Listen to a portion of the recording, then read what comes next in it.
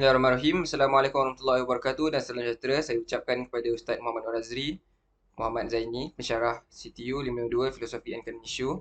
Pada hari ini saya Muhammad Nabi Ma'arifin akan membentangkan slide yang bertajuk Penciptaan Alam Semesta mengikut Hinduism.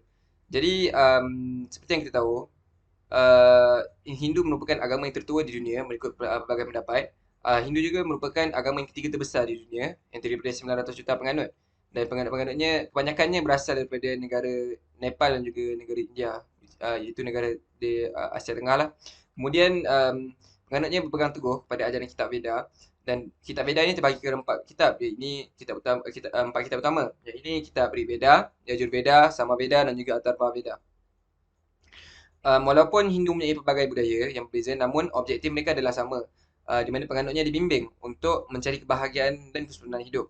Tahukah anda bahawa di Malaysia, sebahagian besar juga orang India di Malaysia menganut agama Hindu. Hindu ini juga terkenal dengan banyak Tuhan, yang di mana Tuhan-Tuhan mereka mempunyai hierarki yang tersendiri.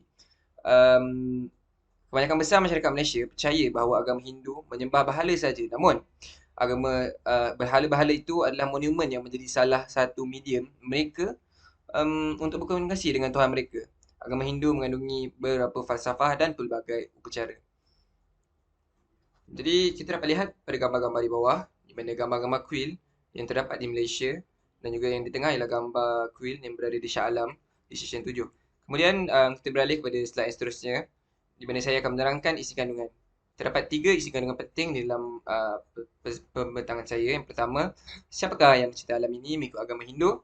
Yang kedua, kenapa Dewa Hindu mencipta alam? Dan yang ketiga, pandangan dari segi agama Islam.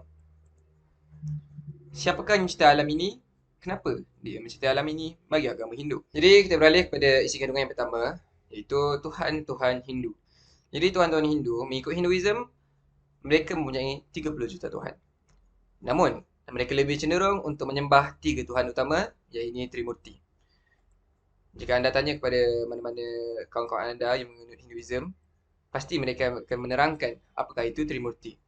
Jadi, Trimurti bermaksud dari segi bahasa ialah 3 bentuk.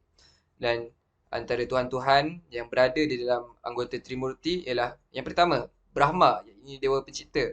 Yang kedua, Vishnu, iaitu dewa pemelihara. Dan yang terakhir ialah Shiva, iaitu dewa pemusnah. Seperti yang anda dapat lihat di sini, 3 gambar yang mengilustrasikan dewa Brahma, Vishnu dan juga Shiva. Dan kita akan lebih mendalam kepadanya pada slide yang seterusnya. Jadi, Brahma merupakan dewa pencipta alam semesta. Setiap perkara yang berada di bumi, di langit, bahkan yang berada di alam semesta ini dicipta olehnya.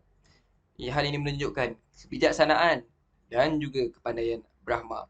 Ini menurut Hinduism lah, bukan menurut saya. Kemudian, gambaran Brahma mengikut metodologi Hindu, seperti yang anda dapat lihat di dalam ilustrasi di sebelah kanan ini, Brahma mempunyai 4 kepala, yakni 4 kepala ini melambangkan 4 kitab utama dalam Hinduism, iaitu 4 bahagian kitab utama, kitab Veda. Kemudian 4 tangan Brahma juga diilustrasikan mempunyai 4 tangan, dan 4 tangan ini menunjukkan ke arah yang berbeza, dan setiap tangan itu memegang objek yang berbeza. Dan antara objek yang berada di tangan, seperti yang anda dapat lihat, ialah tasbih. Dan tasbih ini melambangkan usia alam semesta.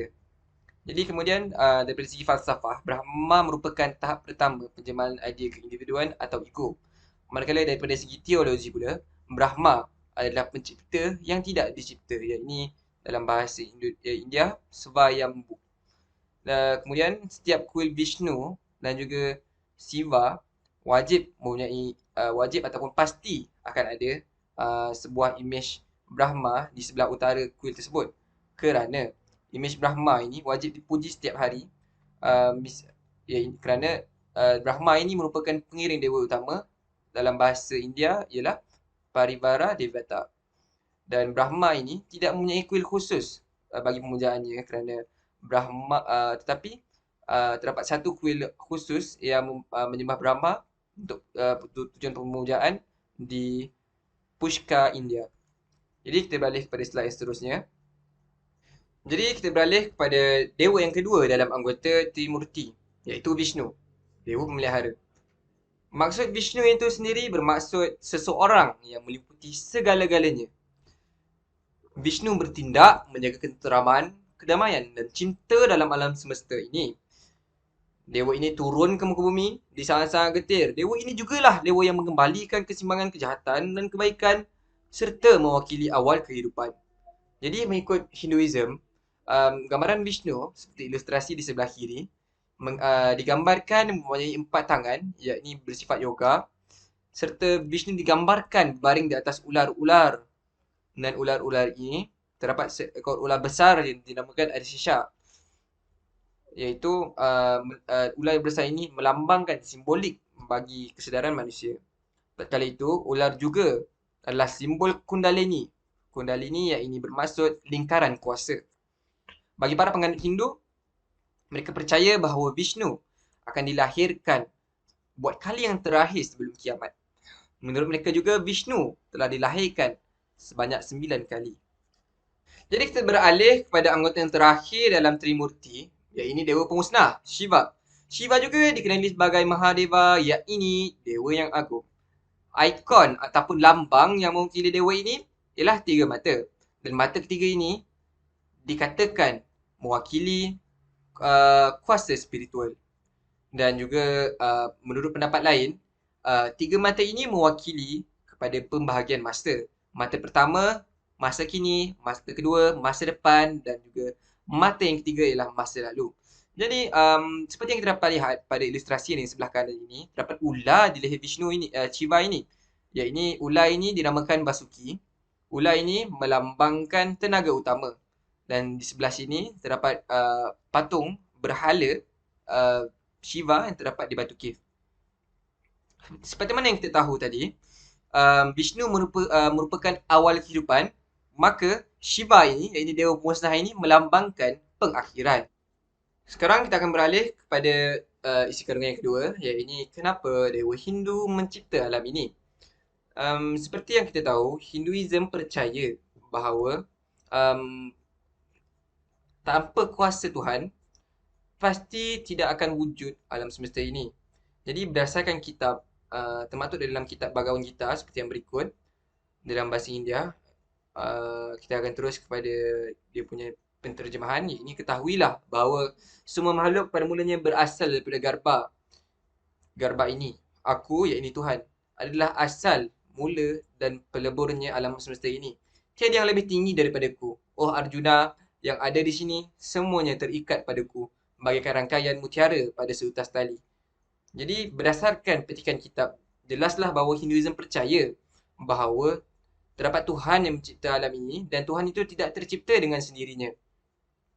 Jadi mereka juga percaya bahawa Tuhan itu ialah Brahma dan Brahma lah yang mencipta alam ini, manakala dua Tuhan utama dalam anggota Trimurti iaitu Vishnu dan Shiva menjaga kitaran alam semesta yang tidak berkesudahan.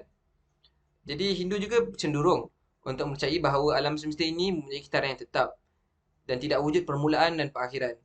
Mereka percaya bahawa kitaran tetap ini ialah kehidupan, kematian dan juga kebangkitan semula. Jadi kita akan beralih kepada isi kandungan yang terakhir bagi pembincangan saya pada hari ini. Pandangan daripada segi agama Islam.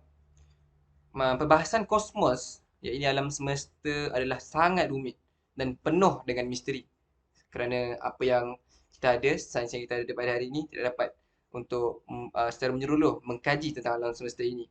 Dan ilmu yang kita ada setakat ini terlampau cetek nak dibandingkan dengan ilmu Allah Subhanahu Wa Taala.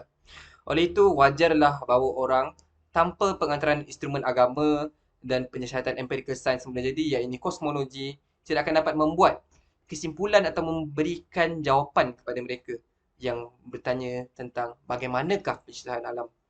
Malah buku-buku agama selalunya agak dangkal dan tidak merangkumi semua aspek yang diperlukan untuk menangani topik yang ingin kita kupas ini. Jadi, auzubillahi minasyaitonirrajim. Bismillahirrahmanirrahim. Badi'us samawati wal ard wa idza qada amran fa innama yaqulu lahu kun fayakun. Sadaqallahul azim. Surah Al-Baqarah ayat 117. Yang bermaksud Allah pencipta langit dan bumi.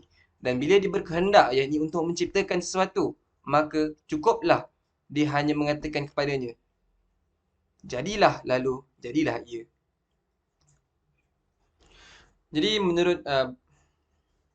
Jadi berdasarkan petikan ayat Al-Quran di atas, menurut ulama Islam yang masyhur, yakni Ibnu Katsir dalam menafsiri ayat ini, Allah menjelaskan kesempurnaannya, kekuasaannya serta kerajaannya. Jika Allah menakdirkan sesuatu perkara dan menginginkan suatu perkara terjadi, maka cukuplah dengan berkata kun, jadilah, maka jadilah ia. Ini membuktikan bahawa Allah Subhanahu Wa Taala tidak adalah Tuhan yang Maha Kuasa yang tidak memerlukan sebarang pertolongan untuk menciptakan alam semesta ini. Daripada bukti yang terdahulu, terbuktilah kebolehan dan kekuatan Allah Subhanahu Wa Taala adalah sangat luar biasa. Allah mempunyai kuasa penuh dan kesempurnaan organisasi. Dia telah menyemai setiap ciptaannya dengan kebiasaan yang mendalam. Serta Allah SWT sahaja yang tahu asbab dan tujuan penciptaan alam semesta ini. Begitu juga hikmah dan misteri penciptaan langit dan bumi, Allah SWT sahaja yang tahu. Dan kemudian kita beralih kepada apa yang kita dapat simpulkan daripada perbezaan pendapat ini daripada Hindu dan juga Islam. Kefahaman Hinduism, mereka mempercayai bahawa terdapat banyak Tuhan yang perlu disembah. Manakala menurut Islam pula, hanya Allah yang layak disembah dan Allah jugalah merupakan Tuhan yang sedia ada, yang tidak dicipta serta berkuasa ke atas setiap perkara yang berlaku di alam ini tanpa memerlukan bantuan kuasa yang lain. Jadi, untuk mengetahui lebih mendalam tentang Hinduism, boleh refer kepada slide dan juga pembincangan daripada kawan-kawan saya yang lain, iaitu Sarah dan juga Auf. Sekian, terima kasih. Wabillahi taufiq wa hidayah. Assalamualaikum warahmatullahi wabarakatuh dan salam sejahtera.